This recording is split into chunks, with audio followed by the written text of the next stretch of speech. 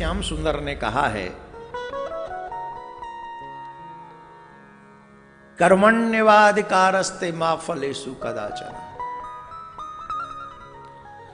व्यक्ति जैसा कर्म करता है मैं उसको वैसा फल देता हूं, अच्छा हो या बुरा। कार्तिक मास में आपके प्रत्येक कर्म का फल आपको अधिक लगता है, चाहे आप अच्छा कर्म कीजिए चाहे आप बुरा कर्म कीजिए, यह आपके ऊपर डिपेंड है। हमारे किसान भाई जानते हैं, बीज बोओगे चाहे कम या ज्यादा फसल मिलेगी। जीवन रूपी खेत में कर्म ही आपका बीज है, कम हो या ज्यादा काटना आप ही को है। आपके किए हुए कर्म से आपको कोई बचा नहीं सकता। आप इस बात को ऐसे समझिए। इस बात को मैं इसलिए प्रारंभ में समझा रहा हूं कि कार्तिक मास में आप लोग सभी यहां या आस्था पे कहीं भी बैठकर सुन रहे हैं, बड़े सावधानी पूर्वक अपने कर्म को समझें और आगे करें। एक राजा था एक राज्य का, सभा में बैठा हुआ था। अचानक से उसके दिमाग में, बुद्धि में एक विचार आया, जिस समय मैं पैदा हुआ, मेरा जन्म हुआ, उसी समय पर, उसी दिन, उसी पल, उसी क्षण और भी लोग जिनका जन्म हुआ होगा, और भी तो इस राज्य में लोग जन्म लिए होंगे उसी समय, उसी दिन, उसी समय में, उसी मुहूर्त में। समय भी वही है, मुहूर्त भी वही है, दिन भी वही है, महीना भी वही है, टाइमिंग भी वही है। अकेला मैं राजा क्यों बना और सब राजा क्यों नहीं है?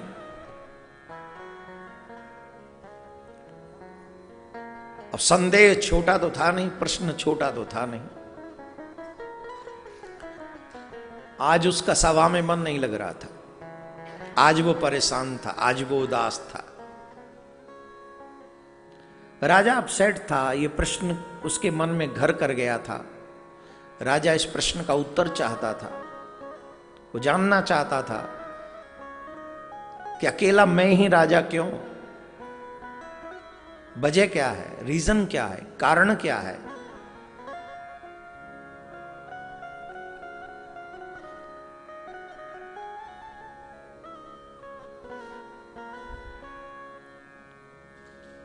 सभा बुलाई, विद्वानों को बुलाया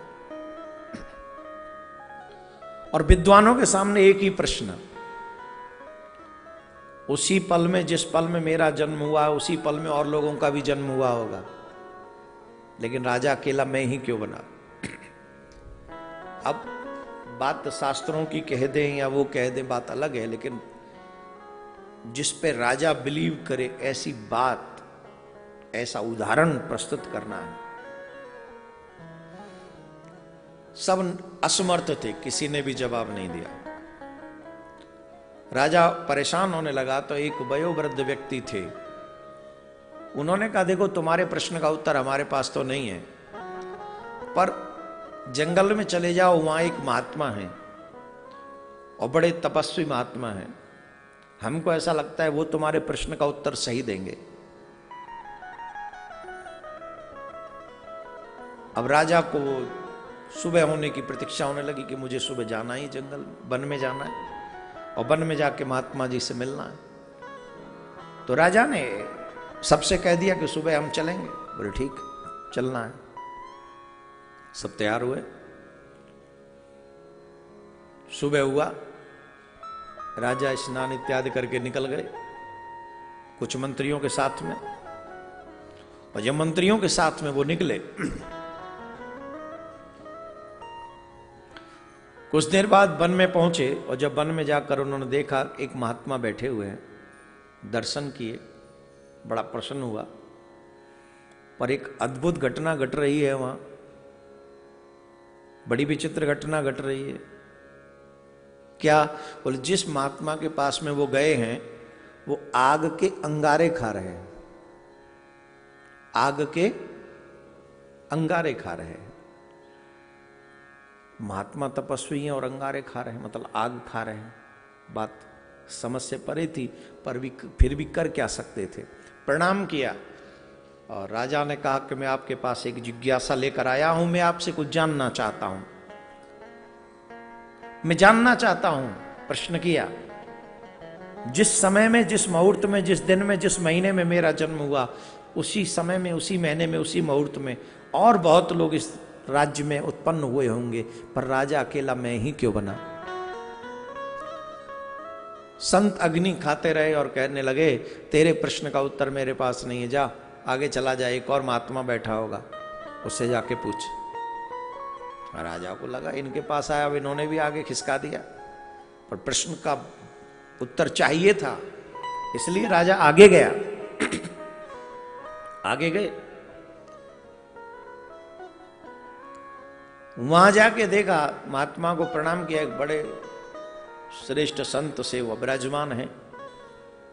वहां पहुंचे तो वहां भी एक घटना घट रही है अजीब सी, और वो अजीब घटना यह है कि महात्मा माटी का भक्षण कर रहे हैं, बार बार मिट्टी खाए जा रहे हैं, बार बार मिट्टी खाए जा रहे हैं, बार बार मिट्टी खाए जा रहे हैं।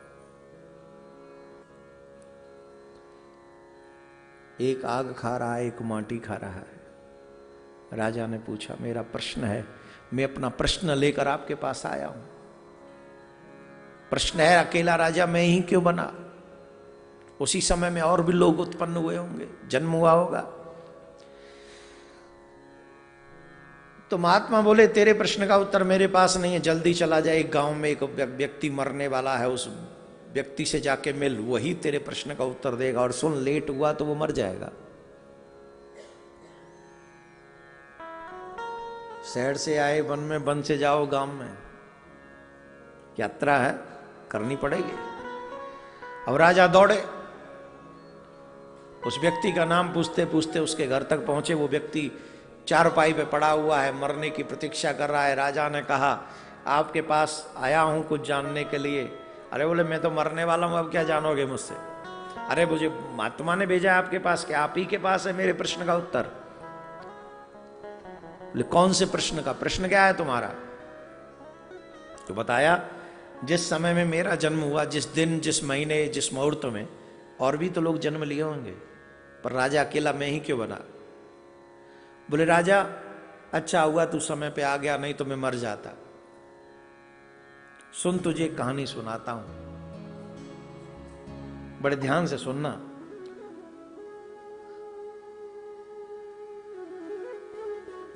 कुछ समय पहले 4 भाई थे, विपत्ति काल था, और विपत्ति काल में वो जंगल में रहा करते थे। कई दिनों बाद उन्हें भोजन करने को मिला, पर जैसे ही वो भोजन करने बैठे, वहां पर एक बाबा जी आ गए।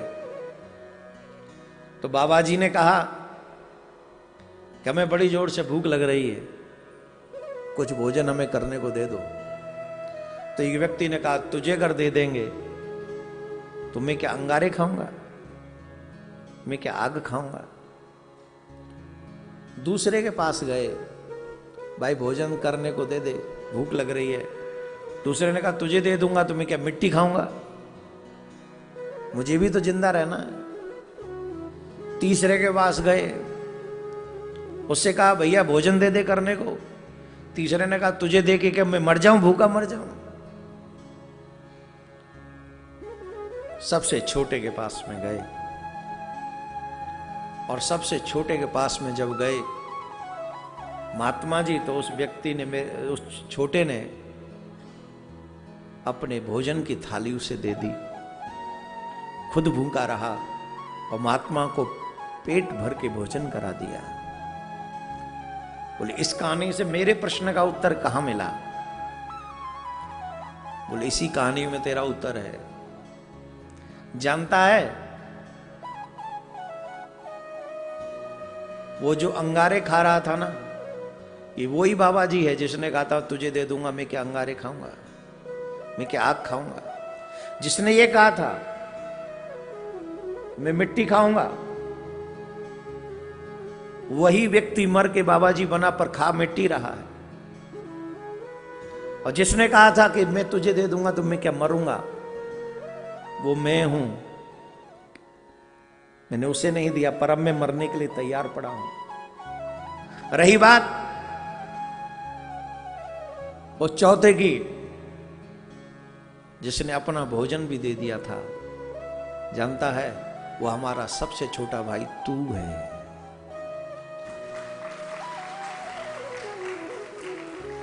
हम तीनों ने नहीं दिया था, लेकिन हमारा जो सबसे छोटा भाई है वो तू है। तूने ही अपनी भोजन की थाली उस महात्मा को दे दी, और उसका फलस्वरूप यह है, उस कर्म का फल यह है कि आज तू राजा है।